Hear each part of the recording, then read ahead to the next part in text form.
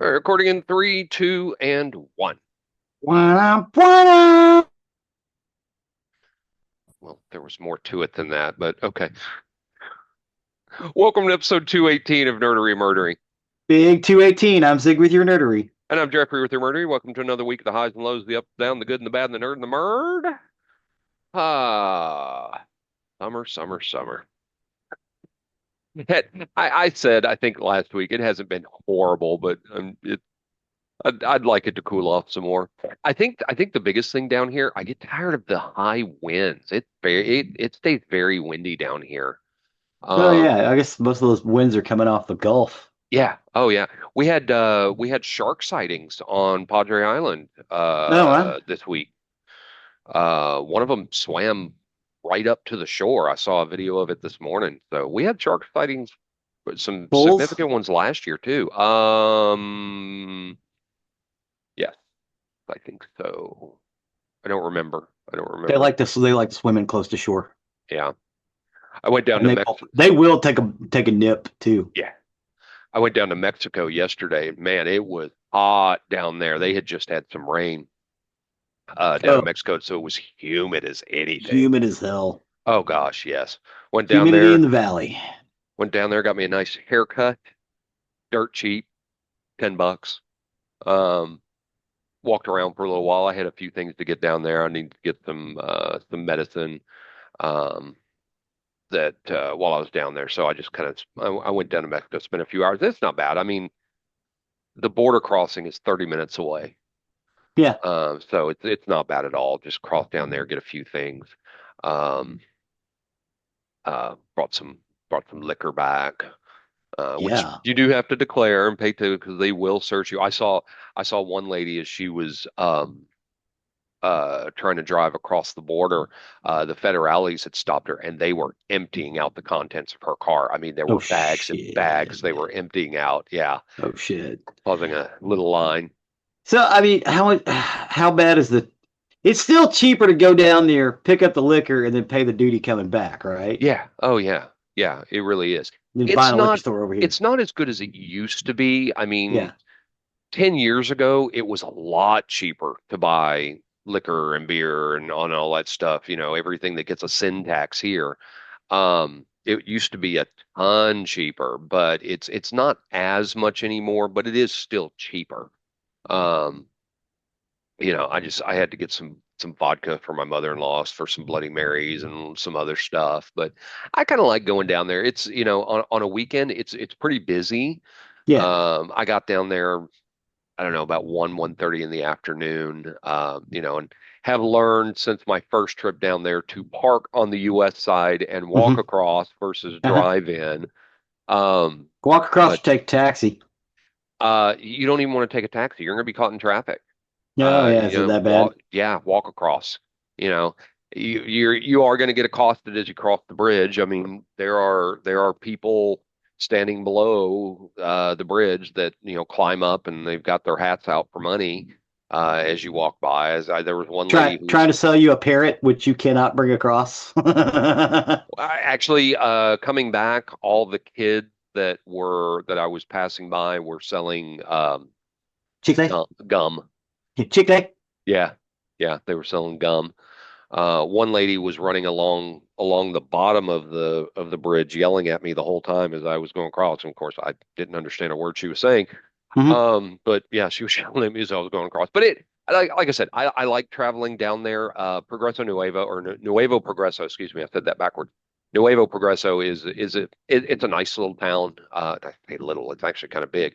Um, but it's an interesting little city to go through, and I like traveling down there.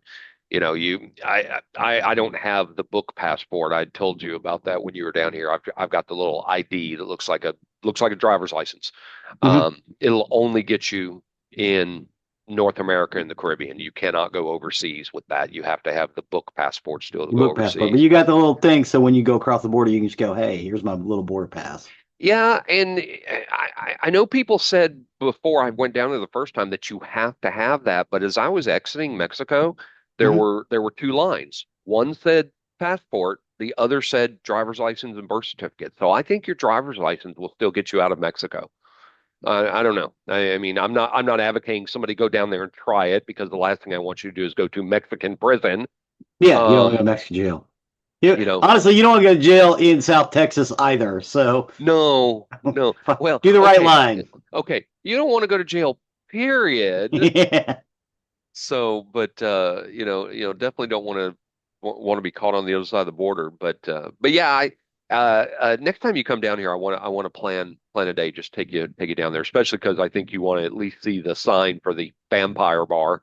The vampire bar. We should go visit the vampire bar. I don't know that I'm going to go in, but Have a few drinks. I guarantee you they're playing some goth music. oh, probably. So anyway, you got anything for us? Are you ready to step over to the nerdy side of the house? I'm kind of ready to step over to the nerdy side of the house. Sure, let's do it. So, we're going to talk about James Bond films. A little background about James Bond. There was this writer, minor nobility guy named Ian Fleming, right? He, during the Second World War, signed up for the special services, and he worked with them quite a bit till the end of the war. Then he got out of special services, which eventually became MI6 uh, during the Second World War. They were called special services. Um, he became, I believe, he went into publishing, and he would get like a month off every year, and he would go to this little island in the Bahamas that was super cheap and stay at this little rental place that he called Goldeneye that he eventually was able to buy, and write books. And he would publish them when he got back.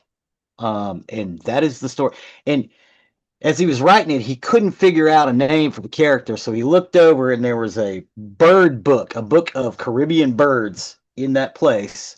And the author was James Bond. So he's like, you know what? That's a pretty blank name. We're going to call him James Bond. That'll be my character. So he started writing these books.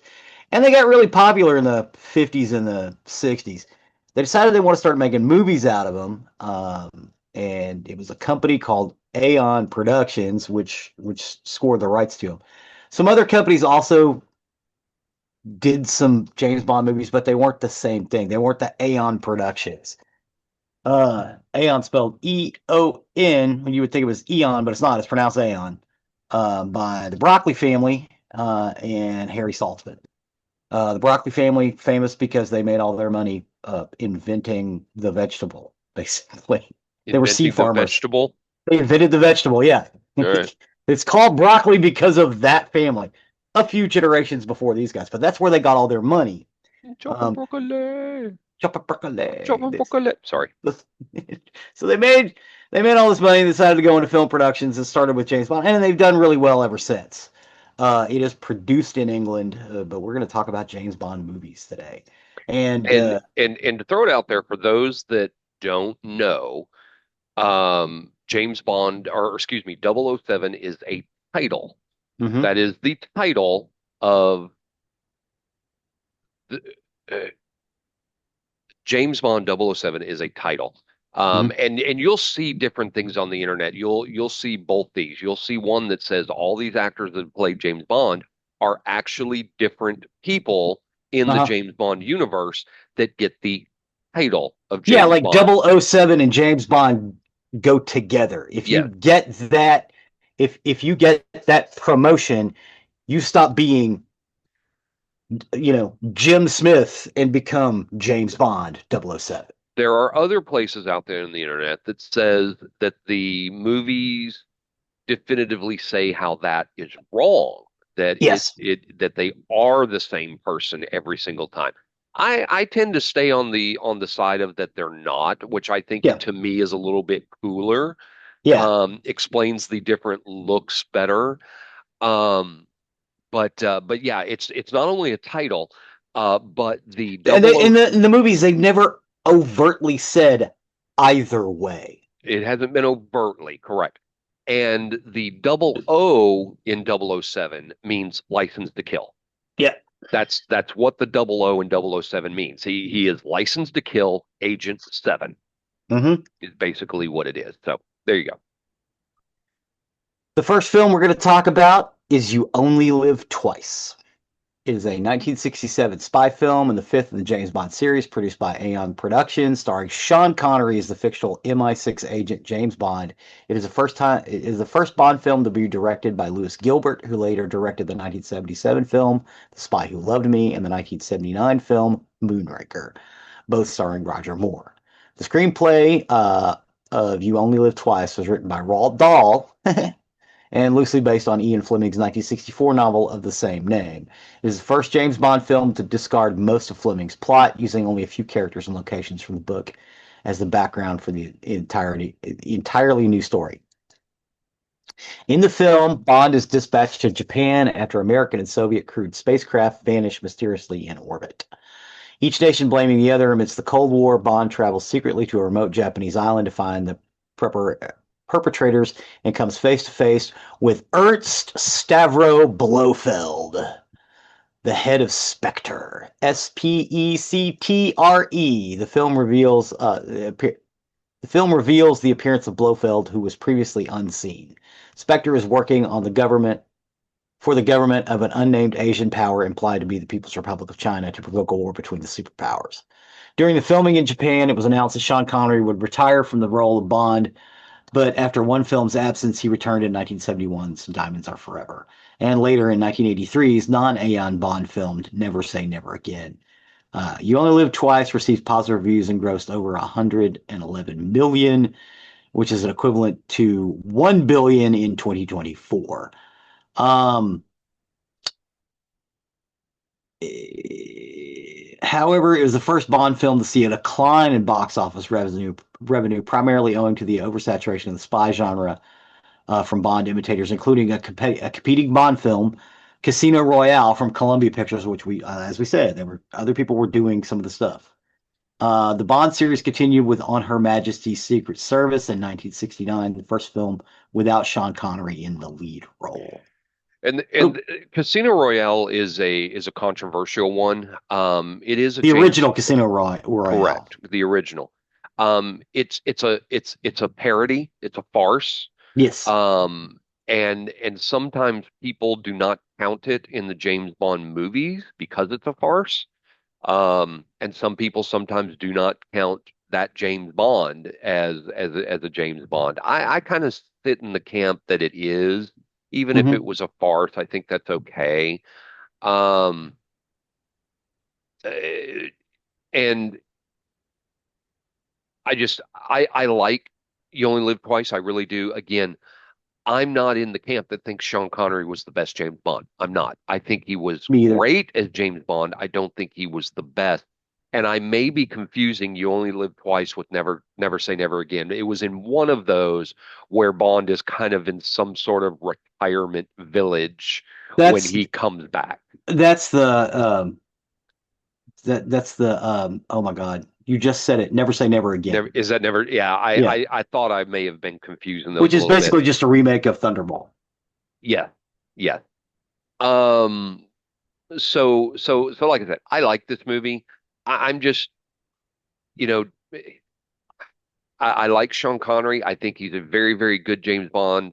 I can even sit there and say he's a great James Bond, but I prefer the later. And it's, you know what? I'll go back to Doctor Who, like I talked in the last episode. I think Tom Baker was a great Doctor Who.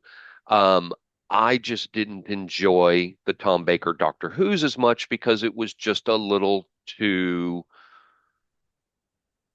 Blake Seven for me, a little too. That's the best way I can describe it. There's too much feathers and leather. Yeah, it was a little too much, and the fact that I couldn't ever figure out was I going to be up for 6 hours or 30 minutes to watch a Doctor Who. I could never stay with it, and I had a problem with it. Yeah. Sean Connery is kind of this way with me for James Bond movies. I came into James Bond later with Moonraker, so Roger Moore is my first James Bond, and I am more in tune with Moonraker and beyond Hmm. um, than some of these. But in saying that, they are still good movies, and You Only Live Twice is a good movie. Yeah, yeah, I like it. I like the Japan. They do put Sean Connery in some yellow face at one point, but it's because he's trying to disguise himself and get away. So I kind of forgive it a little bit. Because again, he's putting on a disguise to get away. He's not playing an Asian character. Hmm. He's trying to blend it because he's in Japan and he sticks out like a sore thumb. Uh, um, yeah, that first string of Sean Connery James Bond films, I, they're great. They're more of action movies. I'm with you. I prefer Roger Moore. Roger Moore was more gadget oriented, Hmm. and I like the gadget James Bond. Yes, I think he should be a little actiony, but again, I'm with you. But again, I'm also not a huge James Bond fan. I like some of it, but I can take or leave James Bond. Um, this is a good one. And again, they shoot them all over the world, which is one of their draws, especially in the 60s and the 70s. It's like, oh, hey, look, there's Japan. Maybe, they should have had tie-ins with travel agencies back in the day because it's like, oh, hey, maybe we should go there. Um, but yeah, I mean, Sean Connery's all right. He's all right.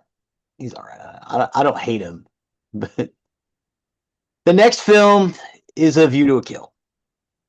A View to Kill is a 1985 spy film, the 14th in the James Bond series, produced by Aeon Productions, and the seventh and final appearance of Roger Moore as the fictional MI6 agent James Bond. Although the title is adapted from Ian Fleming's 1960 short story From A View to a Kill, the film has an entirely original screenplay. In A View to a Kill, Bond is pitted against Max Zorin, played pretty depthly by Christopher Walken, who plans to destroy California's Silicon Valley. The film was produced by Albert Broccoli and Michael G. Wilson, who also wrote the screenplay for Richard Maybaum. It was the third James Bond film to be directed by John Glenn and the last to feature Lois Maxwell as Miss Moneypenny. Despite receiving mixed reviews from critics who frequently took umbrage with the effects of Moore's advanced age on his performance, and being disliked by Moore himself, it was a commercial success, with the Duran Duran theme song of Beautiful Kill performing well in the charts, becoming the only Bond theme song to reach number one in the Billboard Hot 100. The film was followed by The Living Daylights in 1987. So there was a couple of years. Well, I guess they're all, a couple of years difference until you get to the Pierce Brosnan era. Um, and we didn't put either one of those Timothy Dalton films in here. So, okay, since we're talking about stuff, let's just say, as we said, James Bond's played by different actors. You have Sean Connery, George Lazenby, who plays it one time. Sean Connery comes back, and then Roger Moore takes over. When Roger Moore quits, you get Timothy Dalton.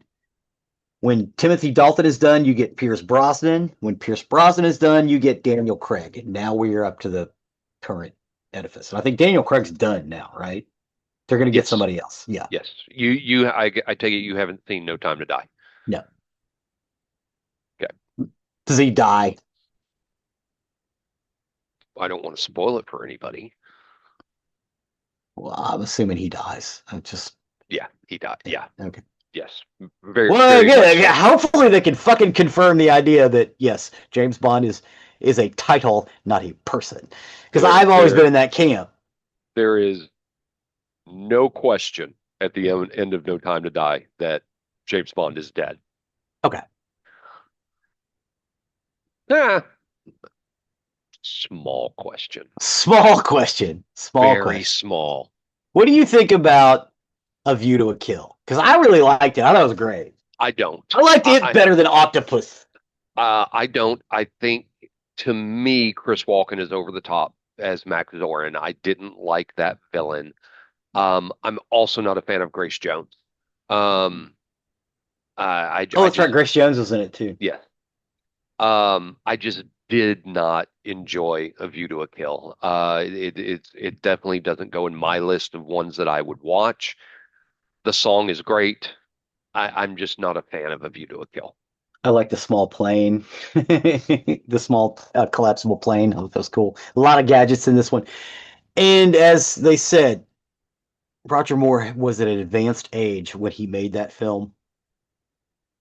It's obvious, so he kind of leaned heavily on the gadgets. I think that's why I like it so Is he much. still alive? Is Roger Moore still alive, or is No, he I think dead? he passed away a couple of years ago. Did he? Okay. Yeah, I think he passed away a couple of years ago. Um, the next film on our list is Doctor No. Doctor No is a 1962 British spy film directed by Terence Young. It is the first film in the James Bond series, again by AM Productions, starring Sean Connery, Ursula Andrews, Joseph Wiseman, and Jack Lord. It was adapted by Richard Maybaum, Joanna Hayward, and Berkeley Mather from the 1958 novel by Ian Fleming.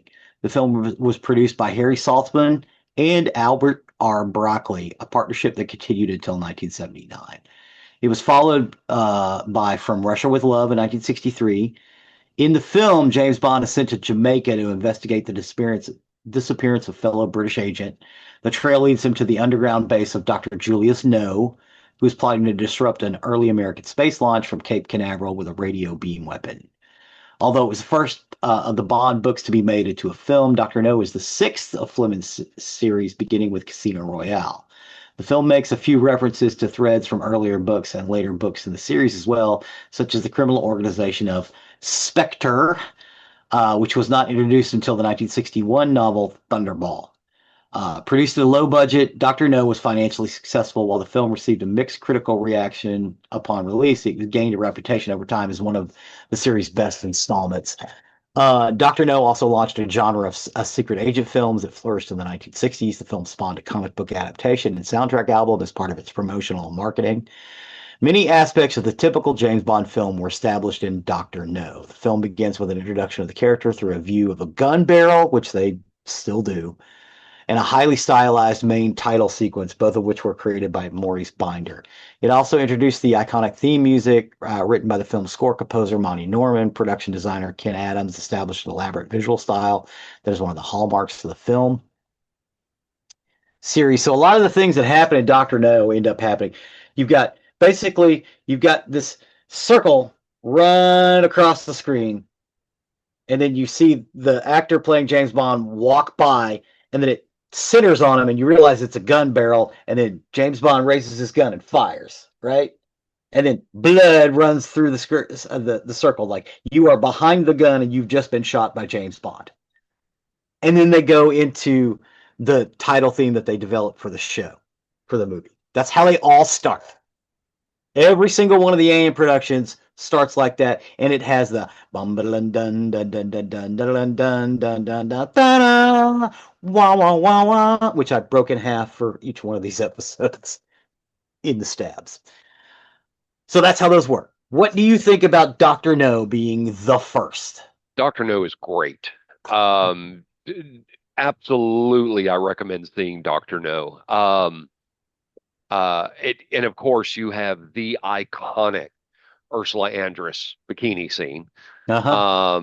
that was kind of reproduced in the Timothy Dalton one. Was that the Yeah. one with Halle Berry? Yeah, they tried to kind of reproduce that a little No, no, bit. no. That's Pierce Brosnan one. Was that Pierce Brosnan? Okay, Yeah. I couldn't remember which one they that Halle Berry reproduced that in. But you can't beat the Ursula Andress one. Sorry. Yeah. Look it up online. It's iconic. It's great. Doctor No is a fun movie and very James Bond. Of course, again, not as gadgety, No. but but it's a very good movie to watch, and I highly recommend it. Yeah. When we say gadgets, what we're talking about for people who've never seen this, Hmm. they have like super spy stuff, like toothpaste that's an explosive, or a watch that has a dart gun in it, or a car that could turn into a submarine. When they go into the 70s, they get real gadgety. Oh yeah. Yeah, Oh yeah, yeah. or a regular boat that turns into a hydrofoil, shit Yes. like that. Um, and you get the weird gadget guy, cute. Um, The next film is GoldenEye. It is a 1995 spy film, the 17th in the James Bond series, produced by Eon Productions, and the first to star Pierce Brosnan as the fictional MI6 agent James Bond, directed by Martin Campbell. It was the first in the series not to use any story elements from works of the novelist Ian Fleming. GoldenEye was also the first James Bond film not produced by Albert R. Broccoli, following his stepping down from Eon Productions in replacement by his daughter Barbara Broccoli. along with Michael G. Wilson, although Broccoli was still involved as a consulting producer. It was his final film project before his death in 1996. The story was conceived and written by Michael France, with later collaborations by the writers. In the film, Bond fights to prevent a rogue MI6 agent, Sean Bean, Double O 006, from using a satellite weapon against London to cause a global financial meltdown. GoldenEye was released after a 6-year hiatus in the series caused by legal disputes during which Timothy Dalton's contract for the role of James Bond expired and he's deciding to leave the role, being replaced by Bronson. M was also recast, actress Judi Dench becoming the first woman to portray the character, replacing Robert Brown. The role of Miss Moneypenny was also recast, Caroline Bliss being replaced by Samantha Bond. Desmond Llewellyn was the only actor to reprise his role as Q. It was the first Bond film made after the dissolution of the Soviet Union and the end of the Cold War, which provided a background for the plot. Principal photography of GoldenEye took place from January to June in '95 in the UK, Russia, Monte Carlo, and Puerto Rico. It was the inaugural film produced at the Shot and Leavesdown Studios. It was the first one to use computer-generated imagery. In memory of the special effects supervisor Derek Medding, it was dedicated to his memory. So again, as we said, there was a contract dispute. They actually didn't like Timothy Dalton. A lot of people hated Timothy Dalton because Timothy Dalton was the first actor, and he got a lot of shit for it, to portray Bond like he'd read in the books. Because Timothy Dalton was a fan of the books, not of the films. He'd read them all. Um, so he tries to portray Bond in The Living Daylights, and what was the second one? He made two.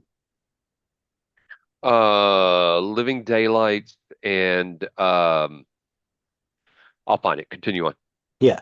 So he made two, but the second one didn't do. The Living Daylights did all right, but everybody complained about it because it's like, well, he was only with one chick in the film. It's like, dude, come on, License to Kill. License to Kill. So yeah, he makes these two Bond films, and they're classic Bond films. They got all the tropes. They've got Felix Leitner. Okay, how many times has Felix Leitner died? His CIA friend. How many times has Felix Leitner been killed on film? Because I think it's a bunch. He gets killed a lot. James Bond has a friend or a colleague who works in the CIA named Felix Leitner. He's in a bunch of these movies. He's been portrayed by, God, probably 1,000 different actors at this point. And I'm sure he'll pop up again. Um, uh, which also leads me to believe that the Felix Leitner character is also a title because he dies and he pops back up in another film because he's talking to his friend Felix. What do you think about Goldeneye? So GoldenEye is great. Pierce Brosnan was great as GoldenEye. I wanted to step back for just a minute and explain something. So James Bond's boss in the movies is M. Mm-hmm. It's a title. They Mm-hmm. they they absolutely are different people, and they talk Yes. about that throughout here. Yes. M is the title, and it's funny because once Judi Dench takes over, they often refer to her as Mom or Mum, Mum. which Mum. she is M. I love Judi Dench in this role. Oh God, yeah. It's later, the role of M is later taken over by Ray Fiennes, Yeah. who's great in the Yeah. role. But I love Judi Dench in as M because this version, number one, James Bond is always in trouble. He's Uh-huh. always in trouble because he steps across the line and he will break the rules. And so He's M, flashy too, and oh, honestly, if you're a absolutely. spy, you don't need to be flashy. No, no, which is why M always has a problem with James Bond. Now, go back before Judi Dench. M, yes, had a problem with James Bond, but it wasn't the dislike that Judi Dench brought to it. M in the Judi She Dench was very era. disappointed in him, whereas as the old Very. M would just, kind of go, "Oh, drinking again, there, Bond." Meh. Yeah, no, this iteration of M, starting with GoldenEye, the Judi Dench M, really kind of despises James Bond. And so I love her. Uh, then Q is the other one. Now Q stands for quartermaster. It is a title. He's Yeah, quartermaster and the one that gives James Bond his gadgets. Um, yeah. Q was not nearly as big with the Sean Connery ones. He was right. huge in the Roger. There's always a scene where he's someplace, he walks into a door, and there's people fighting and using Yes. flamethrowers and shit. It's really cool with that Q because that Q shows that the Q branch, or later they call it Q division, the Q branch is always doing something really cool and weird behind the scenes, which is something that is parodied in Austin Powers. Yes. The gadgets and things like that. It's parodied in Austin Powers. It's parodied in If looks could Spy. kill, if looks could kill If with looks could Richard kill, Grieco, if looks there could was a kill. big parody of it. It was like, Um, oh fuck. in Spy with Melissa McCarthy, Yeah. it's parodied there. But the character Q, I love the character of Q, especially starting again with Roger Moore because he gives just the coolest fucking gadgets. Um, When he shows up to meet him when he's having some trouble, and he's looking in the water, there's an alligator. The alligator pops up. The head of the alligator opens up, and Q pops up. It's a fucking submarine. yeah, yeah, Here you go, it's Bond. it's really cool. It's really really cool. So anyway, so I just wanted to explain that for anybody who's diving into James Bond for the first time, who M and Q are. Yeah. Money Penny comes into play quite a bit. Money M's Penny, M's Money secretary. Moneypenny is M's secretary for almost all of the James Bonds. That changes in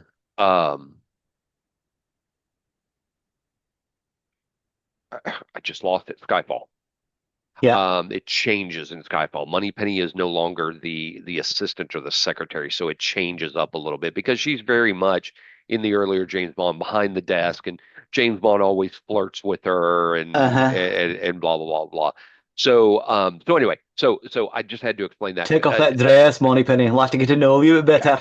better. GoldenEye is Take a off that great dress, movie. Moneypenny. It's a lot of fun. Brosnan is great in it. I liked Um, Pierce Brosnan. yeah, But again, I also like Tim Dalton too.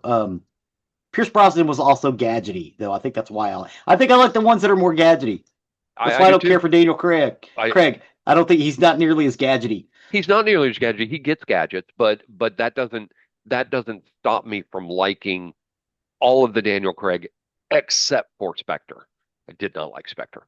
But yeah, give GoldenEye a watch. A plus. The next film is Octopussy. It's a 1983 spy film and the 13th in the James Bond series, produced by Aeon Productions. It is the sixth to star Roger Moore as the MI6 agent James Bond. That's a lot of sixes, sorry. It was directed by John Glenn, and the screenplay was written by George MacDonald Fraser, Richard Maibaum, and Michael G. Wilson.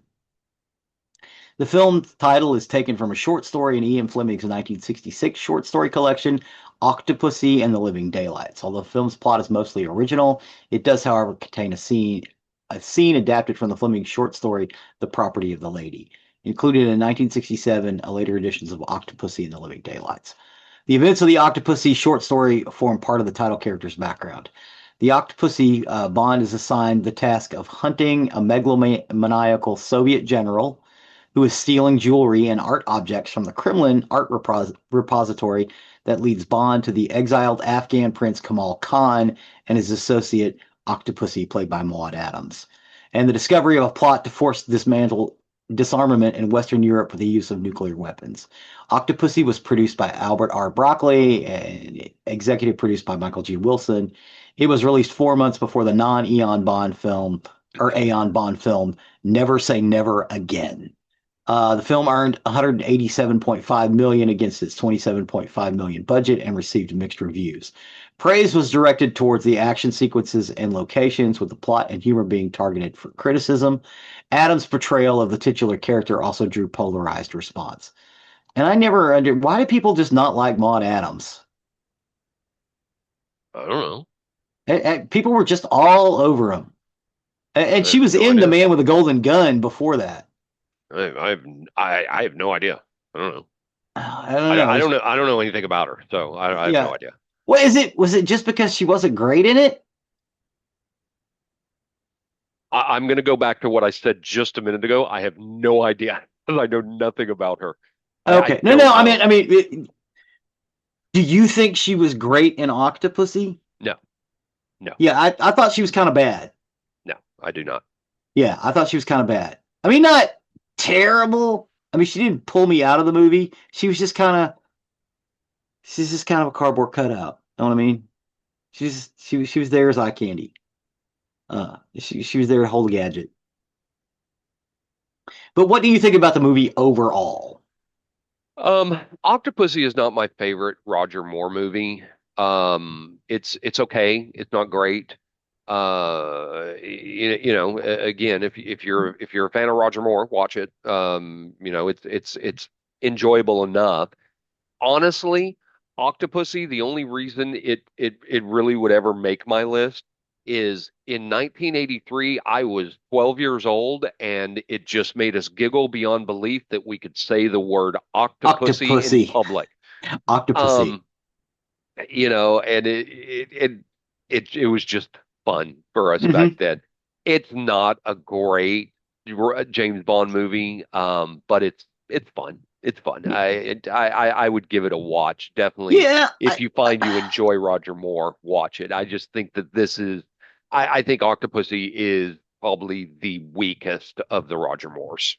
yeah. I might even say it's the weakest of the James Bond movies that I've seen. I like A Living Daylights a lot more than I did Octopussy. I thought it was kind of ridiculous, just the whole premise behind that movie.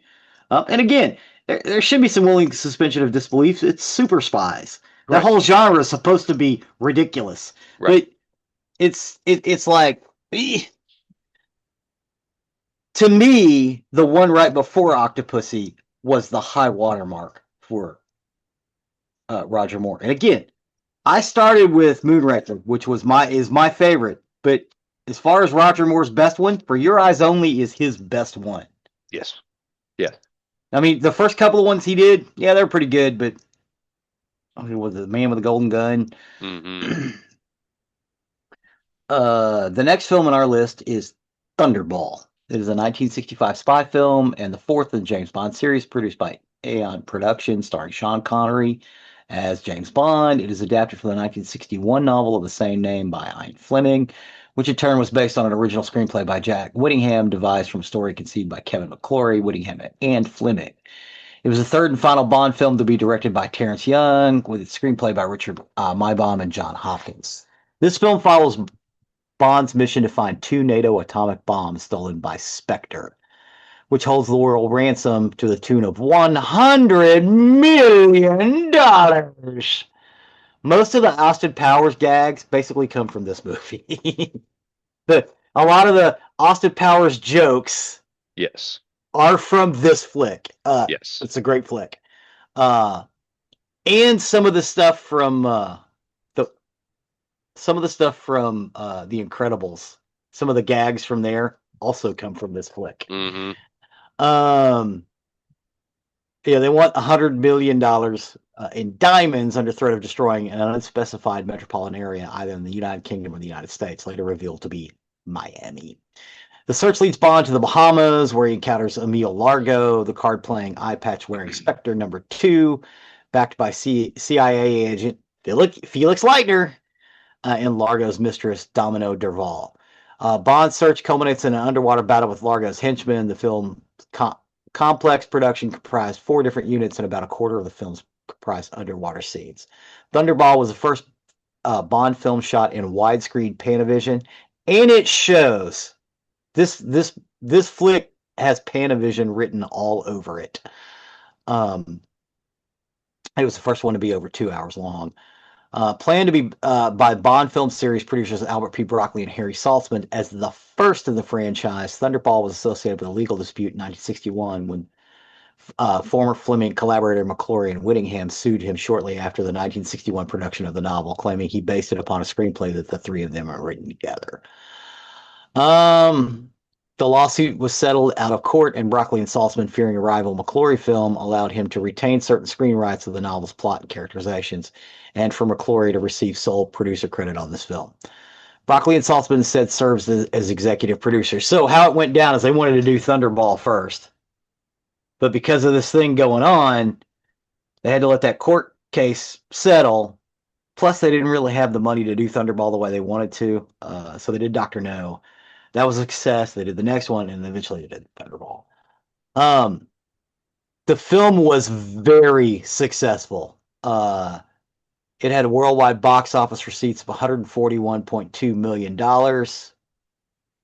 in 1965 money, which in today's money is $1.5 billion. It, it did well than all of the other ones. In 1966, John Steers won the Academy Award for Best Visual Effects and a BAFTA nomination. Producer designer Ken Adams for that BAFTA award.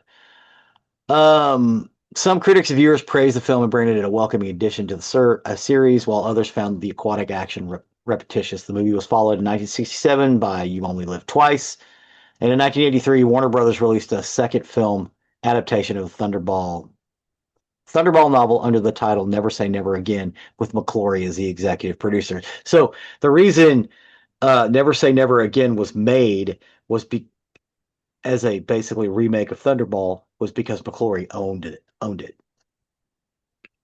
What did you think about Thunderball?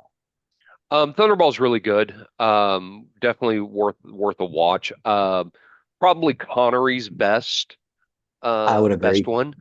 Um, so it's again, this is where I believe you actually get to see Blofeld the first time. Yeah, You know you only got Spectre. shots of him before, No, I think he was completely off camera, or else you saw him from the back or something, but you never or actually you got saw the introduced. cat.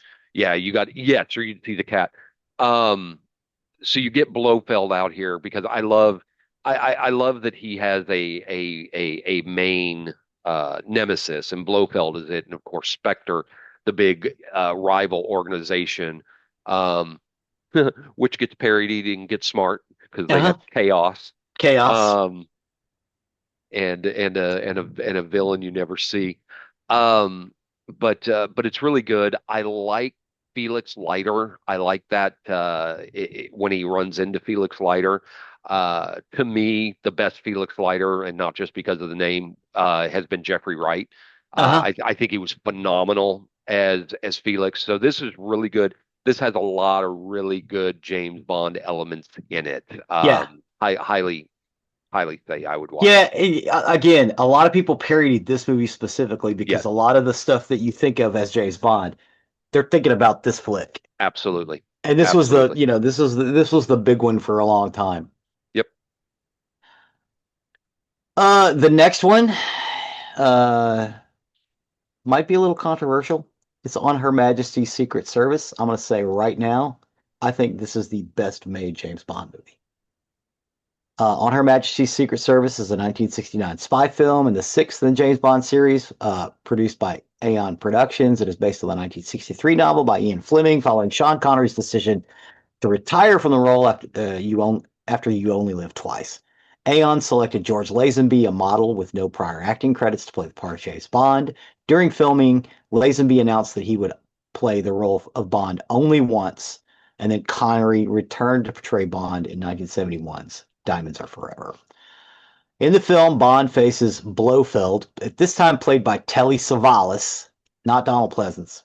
He was played by a whole bunch of different people, too, who is planning to hold the world to ransom by threatening to render all food plants and livestock infertile through the action of a group of brainwashed angels of death. Along the way, Bond meets, falls in love with, and eventually marries Contessa Teresa de Vinci Vincenzo, played by I think Diana it's Vincenzo. Vincenzo. Thank Yep. you. Yes, Vincenzo. I can't read Italian apparently. Played by Diana Rigg, Yeah. who was in a spy series in England on television. It is the only Bond film that had been directed by Peter Hunt, with the serving as his directorial debut, who has served as film editor, the second unit director, previously films of the series. Hunt, along with producers Albert Broccoli and Harry Saltzman, decided to produce a more realistic film that would follow the novel closely. It was shot in Switzerland, England, and Portugal from October of 1968 to May of 1969. Although its cinema release was not as lucrative as its predecessor, You Only Live Twice, On Her Majesty's Secret Service was still one of the top performing films of the year. Critical reviews upon release were mixed, but the film's reputation has improved greatly over time and is now regarded as one of the strongest entries in the series, as well as one of the most faithful adaptations of a Fleming novel. The title of the book and film is a play on the phrase "On Her Majesty's Service." What did you think about On Her Majesty's Secret Service? So this is an interesting one. I think I'd like to see this one redone. I think had George Lazenby been given the benefit of a second film, Uh huh. I might see this one a little bit better than I do. You are correct. It's very James Bond. It's way more faithful to the books. Um, but it's just not in my comps and my favorite. I struggle with this one, and I think it's I don't know. I think it's just because Lazenby is just kind of bookmarked or bookended in there. Um, that I kind of have a little bit of issue with this. I really kind of think, yeah, maybe if we'd give him a second one. Blofeld is Telly Savalas. I didn't really like Telly Savalas in that role. Oh, you didn't like Um, Telly Savalas as Blofeld. Okay. no, All right. no, Yeah. You know what? I can kind of see that. and that hurts the movie for me too. Um, Tel Telly Savalas was pigeonholed. That is Kojak. Yeah. You know, he's very pigeonholed with that. I can't see him as Blofeld. I don't uh, go back to Emilia Largo as Blofeld. I think was brilliant. I hate that Christopher Waltz was wasted on Blofeld because he's a brilliant actor. Yo, Christopher Um, Waltz is great. and it was wasted with that crash movie Spectre. Um, I would have liked to have given George Lazenby a second opportunity with this. I just have a few problems with this movie. I have a problem with Bond getting married. That just wouldn't happen. It's not very. It doesn't follow the flow of the James Bond. So I struggle with this one a little bit. Do I think it's worth watching? Yes. Is it one of my favorites? No. I think this one is the best made because it's more in line with the book. Um, and the fact that he gets married and then she gets killed. I'm sorry to spoil it, but it is 50 years old. Hmm. Uh, kind of fits in the narrative of the story. It's like, oh, he finally found someone. Oh yeah, I guess he can't. Yeah, that's not the life for James Bond. Right, and they redo that um, with with Skyfall and Spectre. They redo that to try to get into that kind of thing where he loses the woman he loves, or is it Spectre and No Time to Die? It may be Spectre and No Time to Die. It may have reversed those up a little bit. Um, because I really like the actress who plays his love interest in that. So okay, so it's Spectre and then No Time to Die. No Time to Die is the last one. Did you Correct. liked No Time to Die, but you hated Spectre, right? Correct. Correct. Okay. No Time to Die I thought was really, really good. It was a very fitting tribute to James Bond. It was a very fitting movie to be the uh uh 50th anniversary of James Bond. Was it 50th anniversary or 50th James Bond? No, no, it was the 50th anniversary. 50th anniversary. Okay, yeah. Yeah, 50th anniversary of Doctor No. Yeah, thank you. Thank you. Um but yeah, the actress, I like the actress who plays his love interest in that. I think she's great. So anyway, yeah, it's okay. Give it a watch. Give it a watch. It's okay. It's okay. It's all Yeah. right. It's all right. I'm just not of the path that I think it's great. Um, can we break for a second? Yeah, Zig, you can certainly go take a break. So, dear listeners, as you're listening, why don't you go take a break, put us on pause, go take your little break, and come back. We've got a few movies to go, and then I got a long one. So, there's your opportunity, break time, and you're back. Hey, hey! Um, the next film on the list is From Russia with Love. From Russia with Love is a 1963 spy film and the second in the James Bond series produced by Aeon Productions, as well as Sean Connery's second role as MI6 agent 007 James Bond. The picture was directed by Terrence Young, produced by Albert Broccoli and Harry Saltzman, and written by Richard Maibaum and Joanna Harwood, based on Ian Fleming's 1957 novel From Russia with Love. In the film, Bond is sent to assist in the defection of Soviet consulate clerk Tatiana Romanova in Turkey, where Spectre plans to avenge Bond's killing of Dr. No. The film followed Dr. No and was followed by Goldfinger. So you got Dr. No, From Russia with Love, and then Goldfinger. Following the success of Dr. No, United Artists greenlit a sequel and doubled the budget available for the producers. In addition to filming on location in Turkey, the scenes were shot at Pinewood Studios, Buckinghamshire, and in Scotland. Production ran over budget and schedule and was rushed to finish by its scheduled October 1963 release date. From Russia with Love was a critical and commercial success. It took in more than $78 million in worldwide box office receipts, far more than its $2 million budget and more than its predecessor, Dr. No, thereby becoming a blockbuster in 1960 cinema. The film is considered one of the best entries in the series, and in 2004, Total Film magazine named it the ninth greatest British film of all time. It was the only Bond film to appear on that list. It was also the first film in the series to win a BAFTA award for best cinematography. From Russia with Love. I think From Russia with Love is better than Dr. No. I From don't think Russia it's as good as Thunderball. From Russia with Love is a very good installment. I think it's sad that it's the only Bond film to appear on that total film list. Mm-hmm. Because From Russia with Love is a very good movie. It's very, very James Bond. Yeah. Um, It's like they figured out what they were doing. Like Dr. No was good, but when you get into because this is the second one, they basically knew what was going on by the time they got into production of this. yeah, but I would say it's the next one on the list where they really figured it Where they out. really got to hit their Yes, stride. yes, because the next one is like to me is really the one where James Bond becomes who he is. And James so Bond. yeah, From Russia with Love is good. I would watch it. I would rather move on to the next one because I really think that's the one where he really, really becomes James Yeah. Bond. The next The storyline at any rate. yeah. The next one is Goldfinger. Goldfinger. That's where you get the Shirley Bassey song, Hmm. and it's amazing. It is a 1964 spy film. God damn, they were making these every year. Yeah. Jesus Christ, no wonder he wanted to quit. Uh, that's the third installment in the James Bond series produced by Aeon Productions, starring Sean Connery as the fictional MI6 agent James Bond. It's based on the 1959 novel of the same name by Ian Fleming. The film also stars Honor Blackman, love Honor Blackman, uh, Hmm. Gert Frobe, and Shirley Eaton. Goldfinger was produced by Albert R. Broccoli and Harry Saltzman. The film was the first four Bond films directed by Guy Hamilton. The film's plot has Bond investigating the gold magnate Hmm. Auric Goldfinger. Auric meaning gold, Right. who plans to contaminate the United States bullion depository at Fort Knox. Goldfinger was the first Bond blockbuster with a budget equal to that of the two preceding films combined. So they took the budget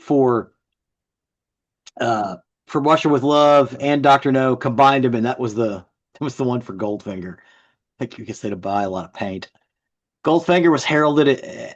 Goldfinger was heralded as the film in the franchise where James Bond comes into focus, Well, there you as go. Jeffrey said. Many elements introduced and appear in many other later James Bond films, such as the extensive use of technology and gadgets by Bond. Because again, Sean Connery's not nearly as gadgety. Hmm.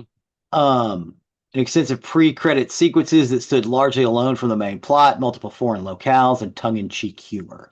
The film's release led to a number of promotional licensed tie-in items, including a toy Aston Martin DB5, which is the Bond car, uh, from Corgi Toys, which became one of the biggest selling toys of the 1960s, and an image of a gold-plated Eaton on the cover of Life. So, a lot of people said because they covered her in paint, they had to leave a little square on her back so she didn't die, but they forgot to do it. This is a an old, well, they call them internet rumors now, but they used to just call them rumors back in the day that Eaton died because of it. She didn't. She's alive. She's talked about it multiple times. I think she's finally passed away recently, but she lived to a ripe old age. Her being painted gold did not hurt her in any way, other than it was exceedingly uncomfortable. Uh, an image of gold-plated Eaton on the cover of Life. So, Goldfinger was the first Bond film to win an Academy Award for Best Sound Editing and opened a large favorable critic reception. The film was a financial success, recouping its budget in 2 weeks and grossing over $120 million worldwide.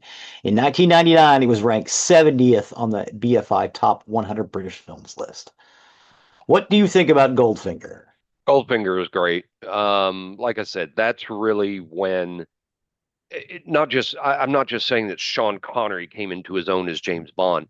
The movie franchise came into their own as James Bond. This really embodied what James Bond was going to become throughout all these years. And Goldfinger 100% worth a watch. If you're gonna pick some James Bond movies to watch, we've had a few in here. Goldfinger has to be on that list. Goldfinger. I would say Goldfinger and Thunderball. Oh, sure, sure. Yeah, Goldfinger, Thunderball, and From I Russia with figured, Love. If you're gonna yeah, go well, to the okay, Sean Connery ones, yeah, there's but some of them. Goldfinger, Thunderball, you really need to see because they're just good. Yeah. The same with For Your Eyes Only, um, and the first Brosnan one, Goldeneye. And if you really like the stuff, check out the Timothy Dalton ones because they're really good and they're really underrated. Um, but again, good in a different way. The same Mm-hmm. way that George Lazenby is good in a different way. Mm-hmm. Skyfall, the next film is Skyfall.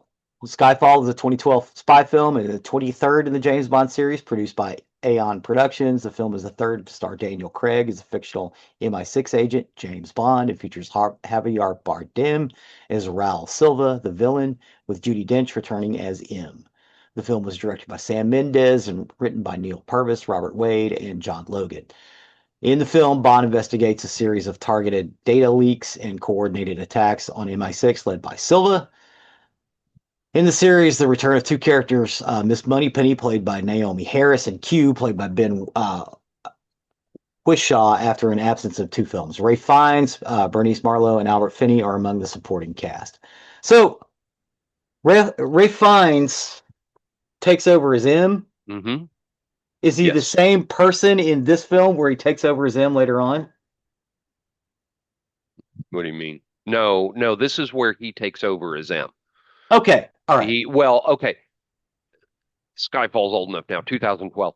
Um,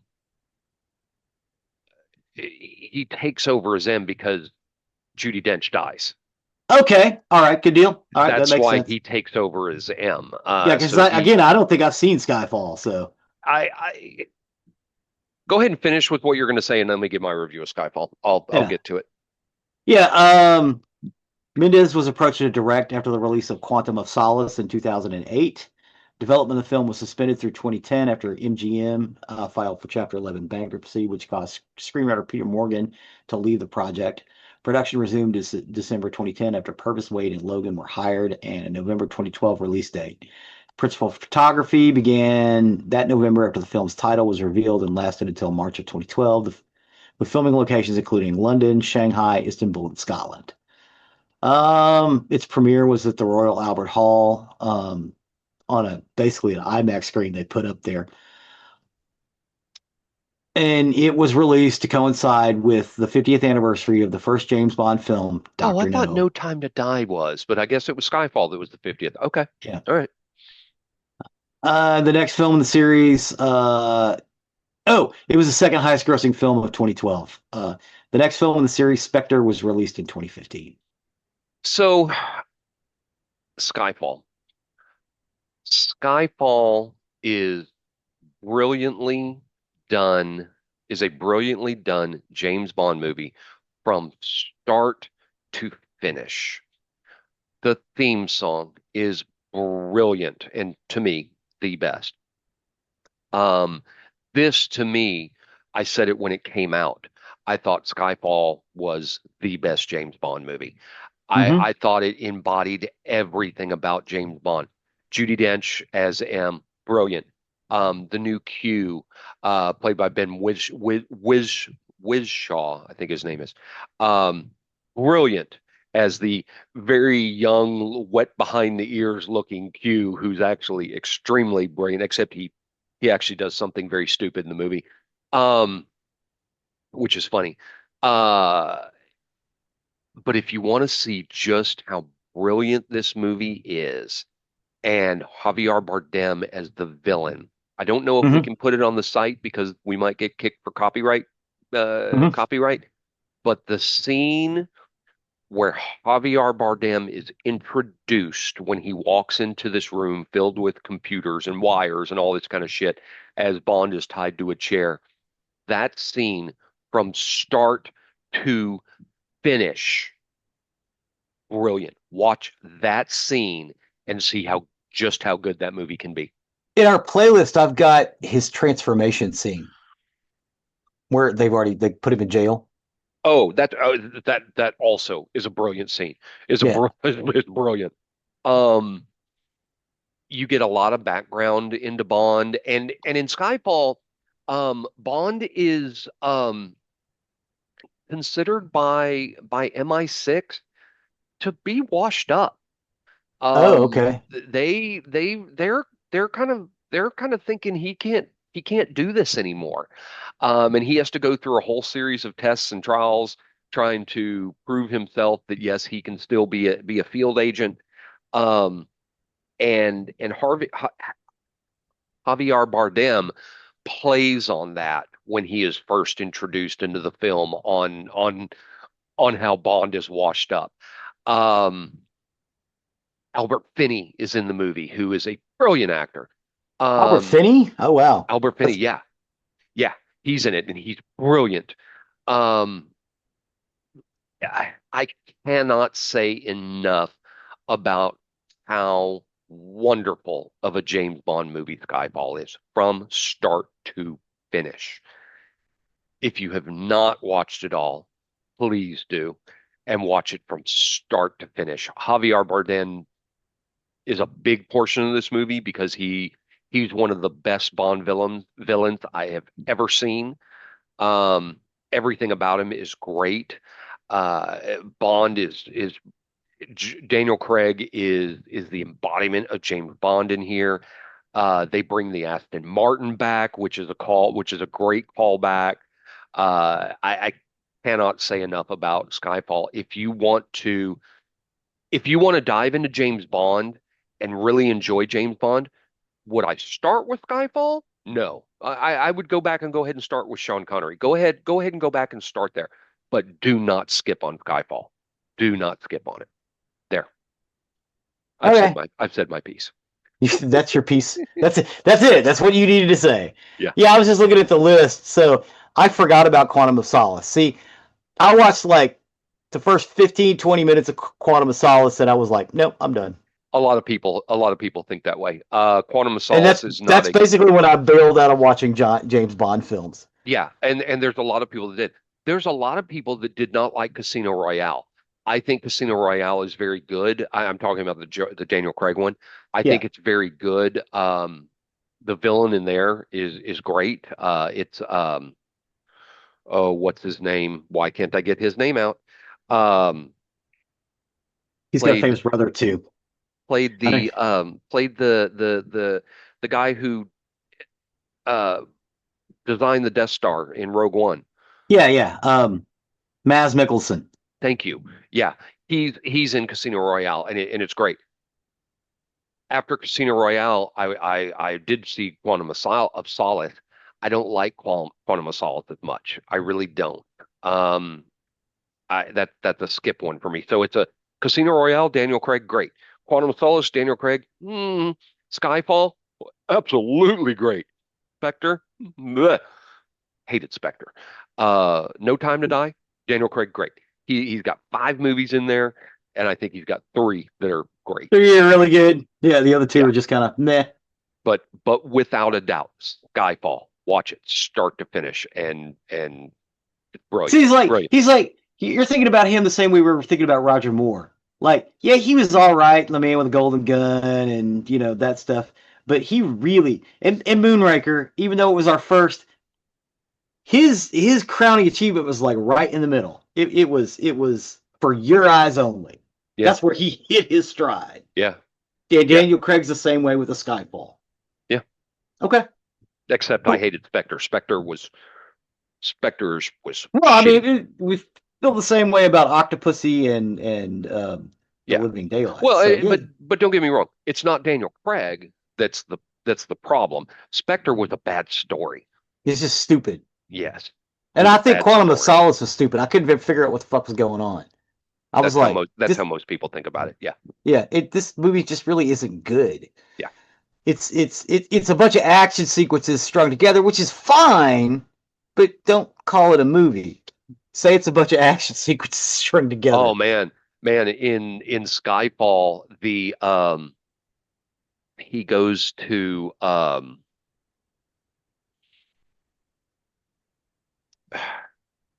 somewhere in the Orient.